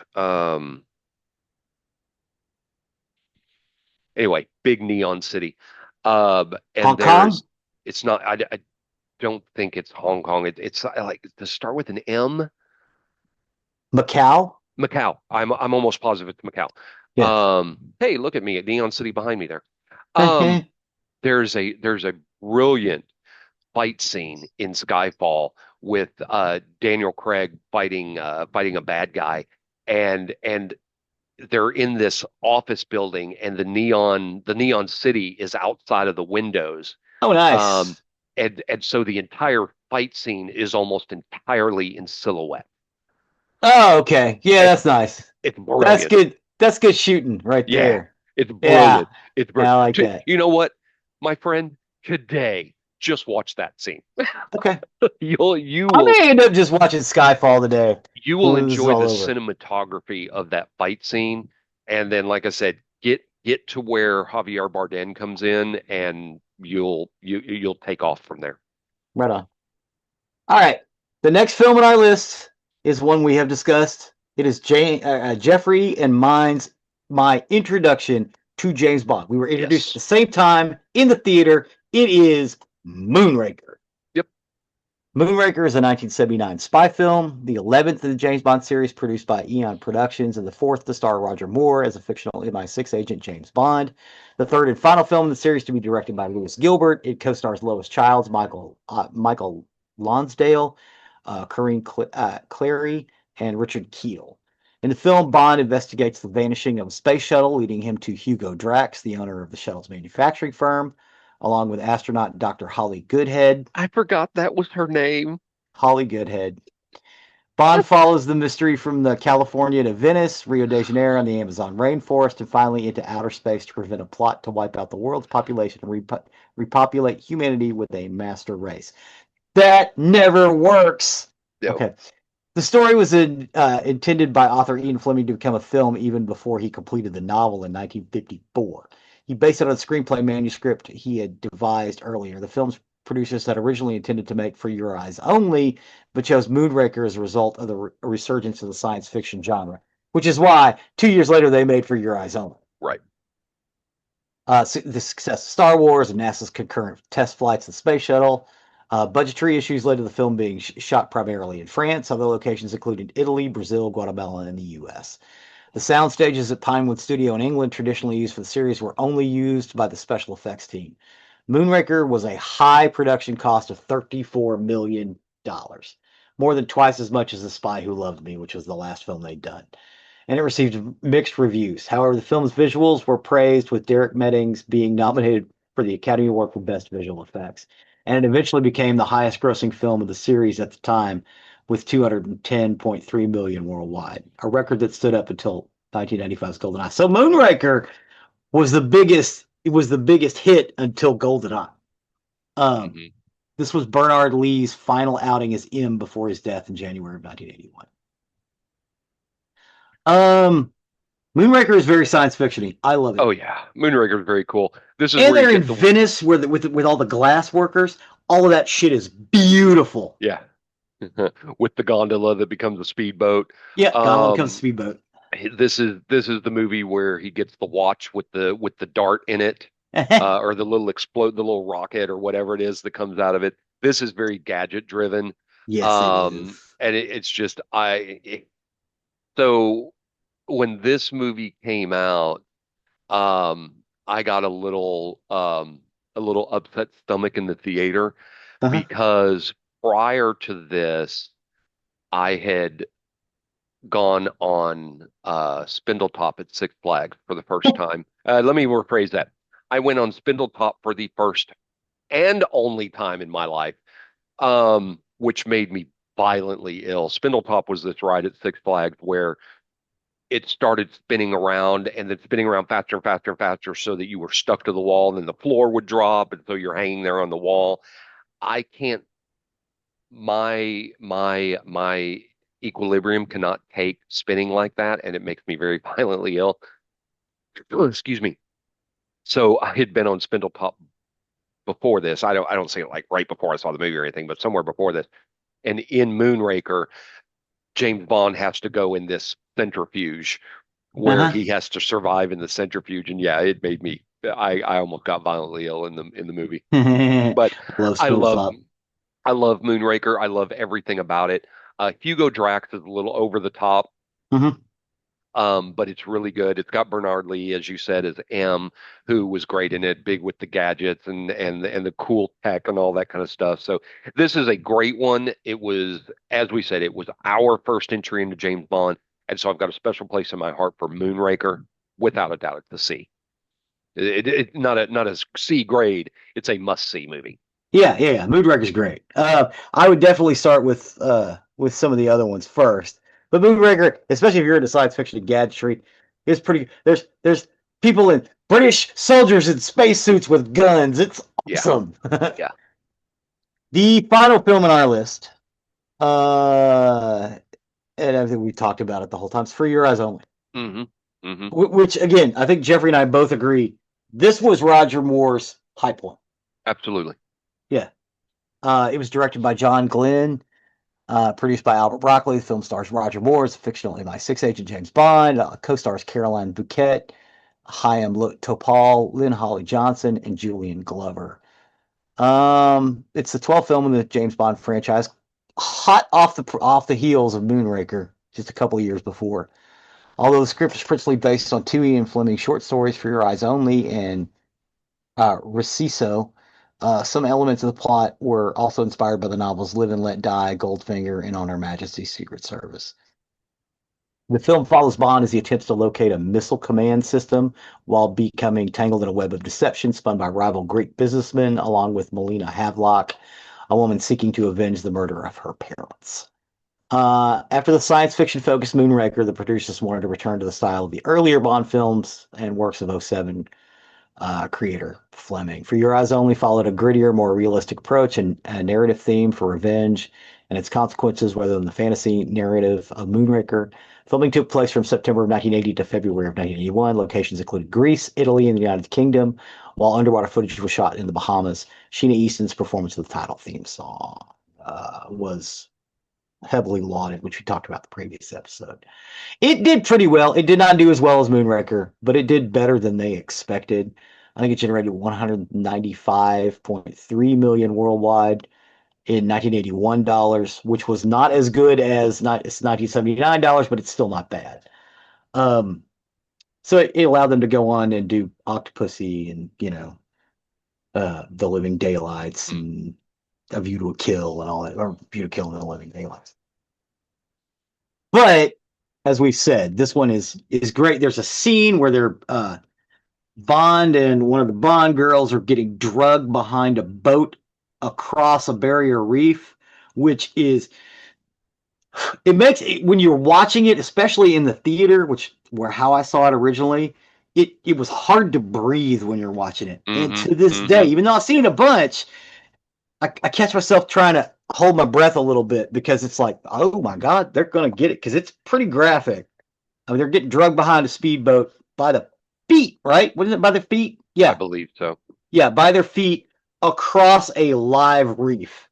And they're running against coral and sharks. It's like, man, they're gonna kill both of them, but they make it out because it's James Bond. She's gonna make it out. Yeah, for your eyes only. I just it's Roger Moore at his highest peak, even It though it is, and it's the more serious of the Roger Moore James Bonds. It's not as goofy as some of them can be. Go back to Moonraker and the character of Jaws. uh-huh. Jaws was really kind of an over the top villain. This big old hulking man with these steel teeth that could chew through steel cable. I mean, it gets a little over the top. For Your Eyes Only Ridiculous. was very much more serious James Bond. And it's a great entry in it's a great entry to watch in the series. You can't go wrong with watching For Your Eyes Only. Again, from the start opening sequence to the song For Your Eyes Only by Sheena Easton all the way through the end. Great movie. Yeah, yeah. It's pretty badass. And what's sad is you get Moonraker and then For Your Eyes Only, and then we get Octopussy and um, Living A View to Daylights. a Kill. Oh, View to Kill. You're right. Yes. Sorry. Yeah, Got that out of order. and honestly, those two are they pale in comparison to the Absolutely. Moonraker and Absolutely. For Your Eyes Only. And I'm sorry, Pale. just to backtrace a little bit, I was thinking 50th film of James Bond. No, Skyfall is the 50th anniversary. No Time to Die is the 25th in the Yes, series, which was yes, why it was so special and highly yeah, lauded. yeah. So 25th of the Aeon Productions, spelled with Eon but pronounced Aeon. with James with whatever James Bond 26 is, we will have a new James Bond. Yes, yes, we will have a new. And we're all hoping for Chris Elbow, Idris Chris Elba. Elbow. Wonder if they That's have any. Wonder if they have any updates on that. I'm it's what curious. Ollie G used to call him, Chris Elbow. And Idris Elba thinks it's hysterical. He loves it. Um, let's see. So, no, no. But Okay. The next James Bond has not been officially announced. While there's much speculation, various actors are rumored to be in the running, including Jacob Elordi, who I don't know who that is, Harris Dickinson, who I don't know who that is, Tom Holland. I don't see Tom Holland as James Bond. I don't. You know who Tom Holland is? Spider-Man. Spider-Man. I just don't see him. Yeah, but I mean, okay, the James Bond is like Doctor Who in England. There's a big thing, and they'll say it's all these people, and it turns out to be none of them ever, Yeah, that's except very for true. Pierce. Yeah, except for Pierce Brosnan, because Yeah. they kept saying it was going to be Pierce Brosnan, and he couldn't get out of his Remington Steel contract. I like Tom Holland. I just don't see him as James Bond. I just really No, don't. no. Um, so Denis Villeneuve is going to be the next director. So Okay, that's apparently done. okay. Amazon now now controls the franchise. Oh Did yeah. not know that. Yeah, Oh, that's so we can go watch all of them then. yeah, I would assume it's probably on Amazon Prime now since they own it. So, yeah. So, I great list. I'm glad we covered this. I was really excited for this one, because I'm a lifelong James Bond fan since Moonraker Yeah. came out. Again, my mother took me to the movie theaters um, to watch Moonraker. She had watched Moonraker or James Bond as she was growing up, so she wanted to introduce me to it. And I've been a James Bond fan ever since. I absolutely love it. So thank you for that list. Sure. All right. With that, we'll step over to the murdery side of the house. Murder. For today, I got my information off Medium, Wikipedia, the Lexington Herald Leader, and NBC 10 Philadelphia, and this is the 10th girl case. The 10th girl. 10th, Tent, Oh, tent girl. 10th Okay. girl. This is kind of a long one, so though if you all need to take a break here, pause and whatnot. So we will, but I will press on. Unless Zig, you okay? Doing No, good? I'm good. All Yeah, right, yeah. we're good. That Here we last go. break helped. Here we go. So tentgirl.com is a website that began 30 years ago, and it began displaying an eerie sketch of a woman. She was referred to as Tent Girl because of the material that was wrapped around her when she was found. Her identity was a mystery that police tried and failed for decades to solve until one dedicated person bordering on obsessed, an internet sleuth finally cracked the case. Um, it all began on the night of May 17th, 1968, in Georgetown, Kentucky. A well digger named Wilbur Riddle was walking around Route US 25 while he waited for his boss to show up. And he was scanning the ground for discarded telephone pole insulators, which is an easy way to make a few bucks back then. Yeah. Something unusual caught his eye. Amid the scattered glass bottles and debris, there was an oddly shaped bundle that reflected the headlights of passing cars and a green tarp bunched up in the brush. And he went to go take a closer look. And why he wanted to do this, he realized it was a tarp and he thought he could salvage the tarp and sell it because that was worth the money. Hmm. So he nudged the bundle with his foot, which sent it rolling down the embankment. But when his foot touched the bundle, instead of feeling hard like scrap metal or some other trash, it felt soft. The tarp unraveled slightly as it tumbled, and for a brief moment, Wilbur thought it was a dead animal. However, as he looked, he had to step closer to investigate. Prodded the bundle again. It fell a little harder. He focused his eyes on that spot, and that's when the hair stood up on the back of his neck because it appeared to be a human leg, and the hard part he had just picked, it was the head. Ugh. Immediately after seeing this, he hopped into his truck and drove like a madman to the nearest gas station, which was 2 miles away, and he called the police.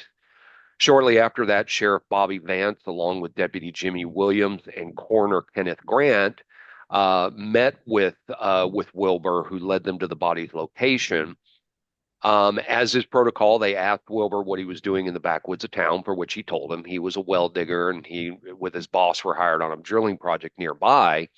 And he stated since his boss left a note that he was going to be late and he shouldn't start without him, he thought it was a good opportunity to scrounge up sellable parts.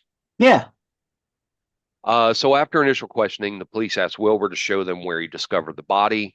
Um, that's when the stench hit him. There was no doubt that there was a body down there. They cut open the fabric and they uncovered the body of a woman who was in an advanced state of decomp, who was lying there before the officers. On the initial investigation, they weren't able to identify the victim. She had no personal belongings to reveal her name, and only seemed to have a small towel draped over her shoulders with no notable identifying marks. So the authorities then gave her the name Tent Girl, reference to the fact that the green canvas her body was wrapped in was the fabric used to make tents at the time. There was no other physical evidence that was found at the crime scene to provide a solid lead. Um, but when the initial investigation was complete, the body was taken to St. Joseph Hospital in Lexington. There, Dr. James Mlelen, I'm not sure, Mlelen, he took the task of trying to determine how the young woman met her end. The autopsy report detailed she was approximately 5'1" and weighed about 110 pounds. She had reddish brown hair, a noticeable gap between her front teeth, and was estimated to be in her late teens. Um, as I said earlier, that made it more difficult. She had no other distinguishing marks to help uncover her identity. Furthermore, advanced decomp made it very challenging to produce an accurate sketch, as the discoloration of the eyes and altered shape of the nose distorted the original features. Um, this is one of the last things that investigators need. They do not need to be dealt the hand of a gruesome case, but they got this. No. Yeah. It was approximated she had been dead for anywhere from 2 to 3 weeks. There were no bullet wounds, no stab wounds, or no signs of strangulation. The specific events leading up to death by asphyxiation, which is what they decided it was, could not be confirmed. They figure she may have been struck on the head with a blunt object, which rendered her dazed or unconscious. The killer then wrapped her body tightly in the green tarp she was found in, um, secured both ends, and dumped her over the embankment. It's very possible that she was trapped inside the tarp, unable to move, see, or call for help in her weakened state. So that's why they said it's likely that asphyxiation was how she died. What a terrible Oh way to die. no. Yeah. They did decide to try to get a detailed sketch, and Covington patrolman Harold Muser did the sketch, and it was later released to the public in hopes someone would recognize the young woman.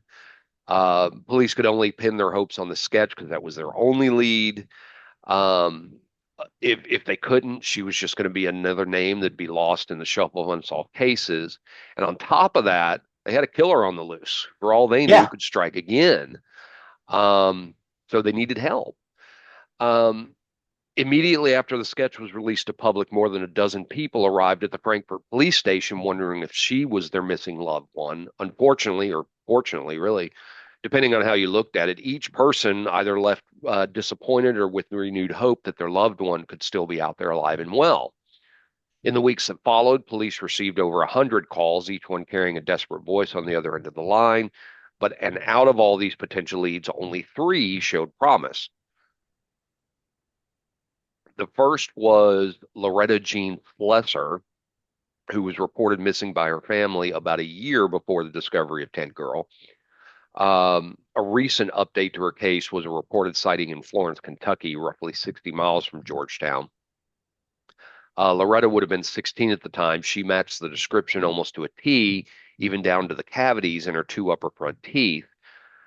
So her mother was asked to travel to Frankfurt to meet with the state detective in charge of the investigation and provide more details.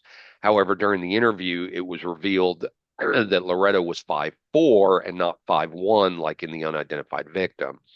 So this immediately took the wind out of all their sails. There has been no significant update in this case that I could find anywhere. Unfortunately, I think she's just become another statistic in the hundreds of unsolved missing person cases. Um, so the second lead pointed to a missing girl from Pasadena named Debbie Crane, who was last seen on March 3rd, 1968.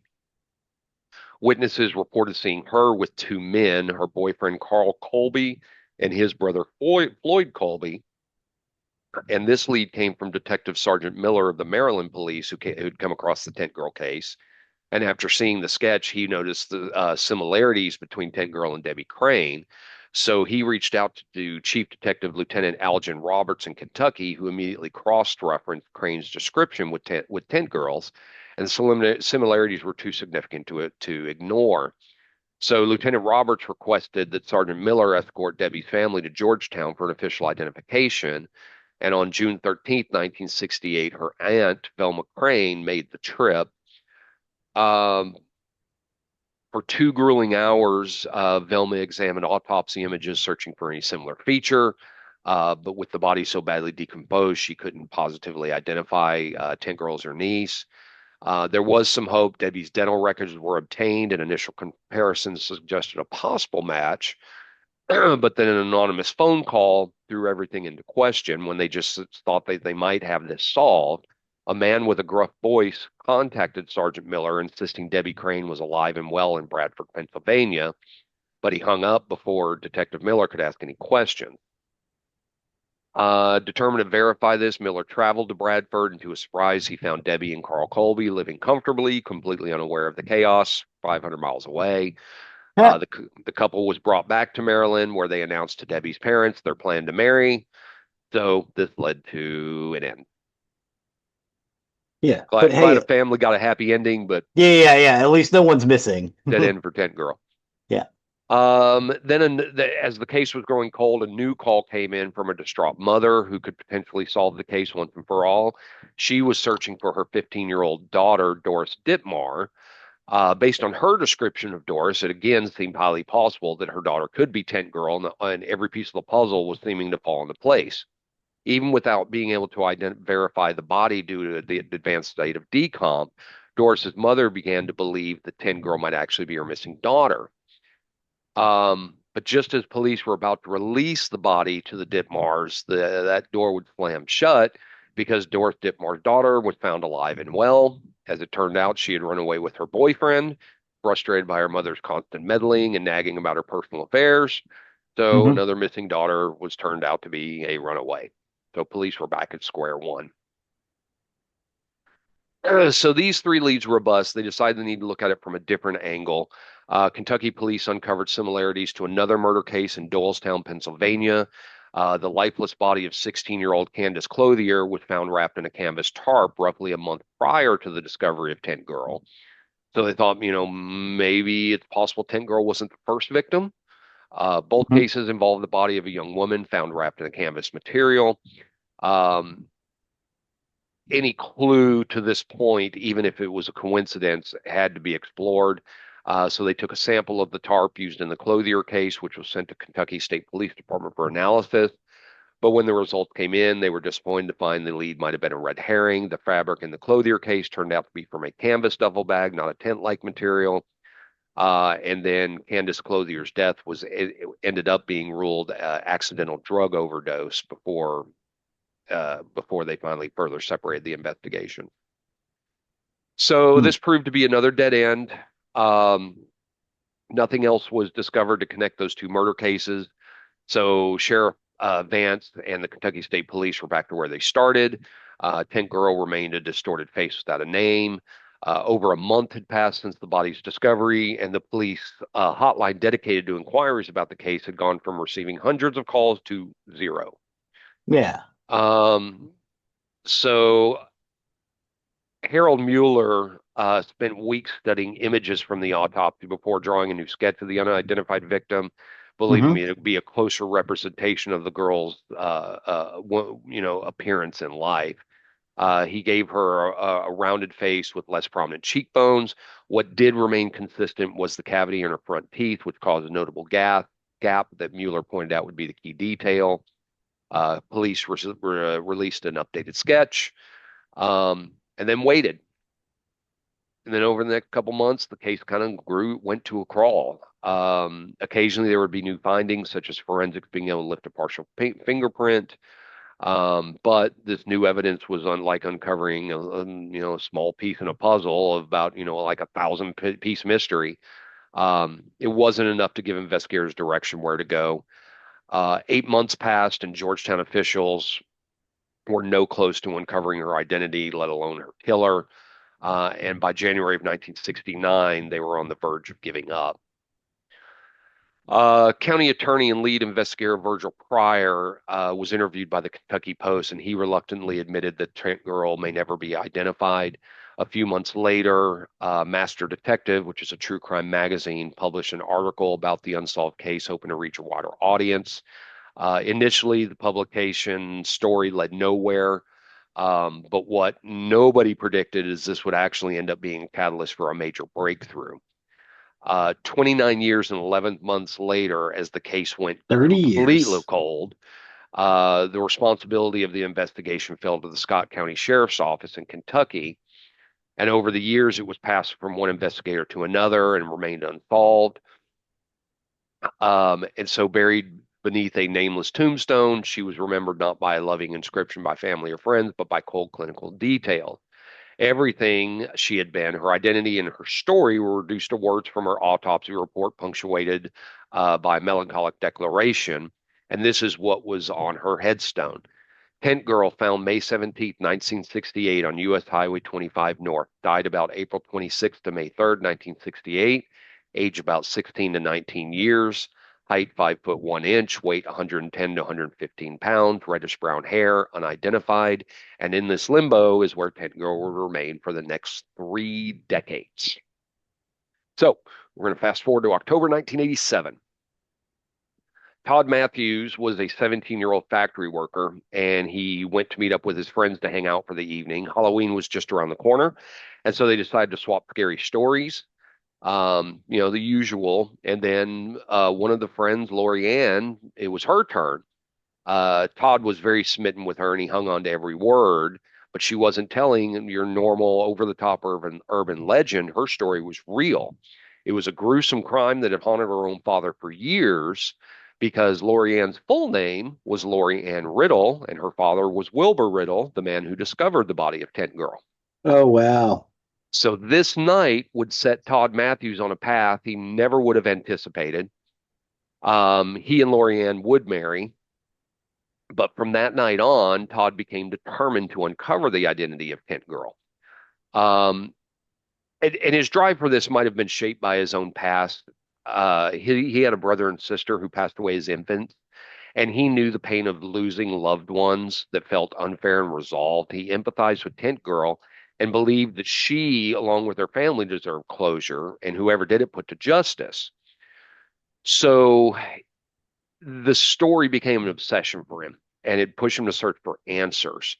Um, but he didn't know. He was this young, inexperienced kid. How could he take on a mystery that seasoned investigators failed to solve? He dove into the case head first. He pored over stacks of old newspaper clippings, read through interviews, wrote down every detail, committed them to memory. He wanted to get a firsthand account, so he turned to his future father-in-law, Wilbur Riddle, and thought that he could spot something investigators had missed. And during their talks, one particular clue stood out, and that was Tent Girl's age, because the reports consistently stated she was in her late teens. But Wilbur Riddle could swear that she looked older than that, and investigators fixated too much on this estimate, unintentionally narrowing their search. Yeah. So Todd couldn't shake this, and he was focused on the towel that was found in the body. What he thought might have been an ordinary towel of little or no significance might have actually been the type used in an infant's diaper. So he shifted his investigation entirely in a new direction and thought, what if Tent Girl wasn't a teenager after all? What if she was actually a mother and an adult woman? Hmm. So he kept chasing the truths. But this was the 1980s. There was no internet, no accessible database. It was just persistent and miles of paperwork to go through. He would trace every possible lead, linking Tent Girl to other missing persons cases, always with hope. But then in the end, he ended up right where he started, at a grave with no name. And for the next 10 years, this was his life. It was, again, an obsession. This Good frustrated man. nodded. Oh yeah. Well, the frustration kept chewing on him, and he was like he said he felt he was close. He knew he was.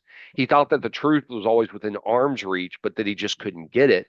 Um, it actually put a strain on his marriage due to piling phone bills and travel expenses. Lori couldn't wrap around ahead the obsession that Todd had. It's led to Even though rent. she gave it to him. Well, yeah, but she just couldn't understand the obsession with it, and this led to arguments, which got worse. Um, and for Todd, it wasn't an obsession as much as it was as an obligation.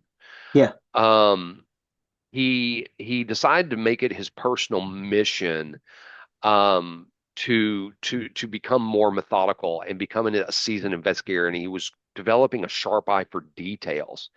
So what he did was every night, once his family was in bed, he'd go down to his office and start going over the evidence over and over and over, just looking for clues or something to have him press forward.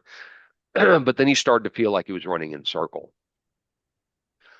Then a new tool emerged that changed everything: the internet, 1990.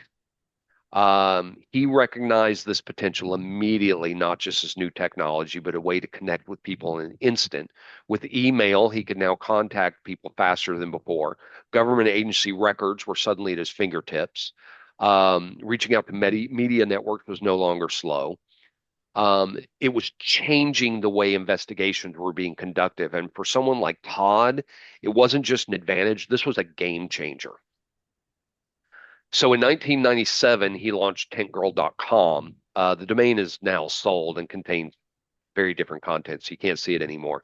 But back then, that's where he compiled all the information, every detail, every clue. decades worth of investigation now to click away for other people who might be looking to help. And every night he spent hours reading through messages and working with other internet detectives trying to find that one connection. 1 year later, a missing persons listing appeared on his screen, and it stopped him in his tracks. His gut told him to take a closer look. Um, Once everyone had gone to sleep, he settled into his usual routine. He checked emails. He scrolled through countless missing persons listings. And dozens of posts were blurring together. None were matching the keywords. And there was one entry which crept to the surface of his screen, and it was three words that stopped him in his tracks: Lexington, 1967, and missing. The post was from a woman named Mary Westbrook. She was searching for her missing sister, Barbara Ann Hackman Taylor. And it read, quote, "My sister Barbara has been missing from our family since the latter part of 1967. She has brown hair, brown eyes, is around 5'2" tall, and was last seen in the Lexington, Kentucky area. If you have any information, please contact me at the address posted." Yeah, this town is just a little bit north of. I went and looked at the map up a second ago. It's just a little bit Yeah, north of them. It's part of the Lexington area, basically. right. And so this Barbara Taylor would have been 24 at the time she went missing. She was young, but she could have been a mother. So this is kind of what spurred Todd, and his gut was telling him this was it. He felt he'd finally uncovered the identity. He typed a reply and waited. And then he rushed up and he went to his wife and told her to wake up. He said he found her. Um, and then Todd and Mary talked at length about her sister. They compared all the details, the height, the hair color, and even the cavity on the upper front teeth. Everything matched. And then he and the professional detectives who worked on the case prior to this involvement, they'd all been here before, and it ultimately led nowhere. But this time, we have another technological game changer: DNA. That's right. Um, it- Investigators didn't have this back then. Um, they were a little worried about this because they started to get very excited. And if they were wrong, could they really stand another disappointment in this case? Well, Todd helped Rosemary reach out to the Kentucky State Forensics Medical Examiner. They weren't eager to entertain this request, especially because this was an amateur cyber, sleuth. But Todd wasn't somebody to back down, especially when he thought they were this close. And so Kentucky officials finally bent to this and thought that Todd might be onto something. So they exhumed the remains of Tent Girl to conduct a DNA test. They used samples from Rosemary Westbrook herself and from Tent Girl's teeth and bones. Forensic examiners meticulously cross-referenced the data, searching for a definitive match that she was indeed her sister. But then for the next few weeks, Todd, Rosemary, and the investigators could do nothing but wait. And then on April 26th, 1968, nearly 30 or 1998, nearly 30 years after her body was found, the DNA came back as a match. Tent Girl had a name. She was Rosemary's sister, Barbara Ann Hackman Taylor, born September 12th, 1943, in East St. Louis in St. Clair County, Illinois. She was just 24 years old at the time of her death. Um, and so they had that in place, and now there's the one final question that remained: who killed her and Yeah, discarded her who? like trash on the side of the road? Yeah, who killed her? So her investigators uncovered a few key details with this. Barbara was married to George Earl Taylor, who was a carnival worker. Hmm. They also learned at the time of her disappearance and death, Barbara and George had an 8-month daughter. These two details alone shed new light to other major elements of the case. The green tarp Barbara's body was wrapped in was the same type of canvas commonly used in circus tents. The towel found with her remains wasn't just an ordinary towel, it was a cloth diaper, which was used for infants back then. So everything was falling into place. So when it came to a suspect, investigators only had one name in mind, and that was George Earl Taylor, her husband. The biggest reason for this is George never reported his wife as missing. Instead, he simply told Barbara's family she had left him for another man. Not only did he fail to search for her, but he was also known for his explosive temper. The tarp she was found in was easily accessible to George through his work at the carnival. However, while this theory is completely compelling, The question of who killed Barbara may never be fully answered or anybody face justice. Gerald Taylor, the prime suspect, died of cancer in October of 1987, more than a decade before Barbara was finally identified. So with him gone, chance for investigators to interrogate him is also gone. What happened to the baby? So there's not a lot of information about the baby, and I think that's because they're trying to preserve her anonymity. Okay, so Um, she wasn't beside the mom on the road. The kid Correct. survived. Okay, Correct. To okay. for everything I've read, yes. The case is officially unsolved, but at least they found her. Her name was Yeah. returned to her. Her body does still remain in the Georgetown Cemetery where her tombstone was, but they've added some crucial detail. They added Barbara Ann Bobby Hackman, September 12th, 1943 to December 6th, 1967, loving mother, grandmother, and sister. So her Oh, child ended up. had a shot. Yeah. Okay. So the mystery of Tent Girl was solved thanks to the persistence of Todd Matthews. Um, this eluded investigators for close to 30 years. Todd Matthews, after achieving this groundbreaking achievement, he continued assisting in the investigation of other missing person cases. This was the point I loved. He helped found the Doe Network. I did Yeah, not know that. he helped found the Doe Network. That's a nonprofit organization comprised of volunteer amateur cyber organization who work along with investigators to determine the identity of John and Jane Does, just like Barbara. He also founded Project Eden, which is a group of certified artists who voluntarily create composite sketches and clay reconstructions of unidentified remains to law enforcement. He has worked as a consultant for various film and TV projects, including one of his most notable clients being filmmaker Jerry Bruckheimer. And additionally, he served as the former director of case management and communications for NamUs.gov, which we've talked about NamUs before. That's the national online database for missing and unidentified persons. However, on January 3rd, 2024, at the age of 53, Todd Matthews passed away at his home in Livingston, Tennessee. Um, he did remain married to Lori Ann and left behind his sons, Dylan and Devin, both of who have families of their own, making Todd a grandfather of two. While Todd isn't with us anymore, he made a huge impact in the online detective community and the It's Doe great. Project. He helped people, and his obsession also led to sounds like a very successful career, a career that he could do while he was helping people. And Absolutely. I can't think of anything more rewarding than that. Oh, absolutely. 100%. I love that. I love the fact that his obsession turned into some very amazing programs that have helped Yeah. find, And you know what? find. He had every reason to give that up. Oh, absolutely. Every reason. Absolutely. Absolutely. So, yay to Todd. Mhm. I'm sorry that he has passed, but I think he leaves behind such a great legacy.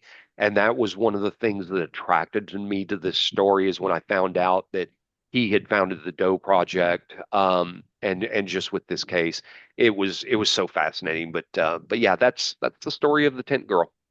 Well, thank you, sir. That was fascinating. I'm glad they got some closure for those I, people. I am too. I am too. And I do apologize. I know that was really, really long, but there was really so much that had to be talked about in that. I know this was a long episode, but we Yeah. appreciate all of you staying with us. Yeah, the James Bond episode Um, was long too.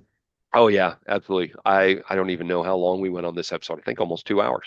Okay. Um, so that will take us to the end of another recording week. As always, you can find more about us on nerderymurdery.com. That's our website, our hub for everything about us. You'll find links to this episode, pictures from the episode, as well as the link to our YouTube, which Zig so often updates. Yes, please check this one out. You've got a bunch of those scenes. You should, all the ones that we talked about. There's good scenes in all of them, Ab- including "No, Mr. Bond, I expect you to die." oh, yes, absolutely. I appreciate all your work on that. Oh, thanks, sir. You can also find the link to our merchandise page, where if you wish to show off your nerdery murdery fandom, please do consider purchasing something from there. That along, you can also find our Patreon account or our Patreon from the link on our website. Our patrons, along with our merchandise purchasers, do help with the costs that are associated with this show. It really help. It really costs us to keep everything on the air for our uploads, our storage, our Yep. website, everything like that. There, it is not cheap. It is not free, and we do appreciate each and every one of you. Please and thank you. I also forgot to put in there, please do check out jeffreyhwright.com. Hopefully my book is out by now. If it is, you'll be able to purchase it there as well as on Amazon. It will be available as an ebook and and a physical book. But you can either get them from Amazon or from my website, jeffreyhwright.com. Zig is trying to become an author in his own right. As we get farther in his path, we'll make some announcements on that as well. Thank you. Um, Thank you, please, and thank you. Please don't forget one thing you can do for us for that is completely free is leave a 5-star review wherever you can. It really helps us and helps others find our content that may be looking for the information that we discuss. And last, but certainly not least, I'm out of breath.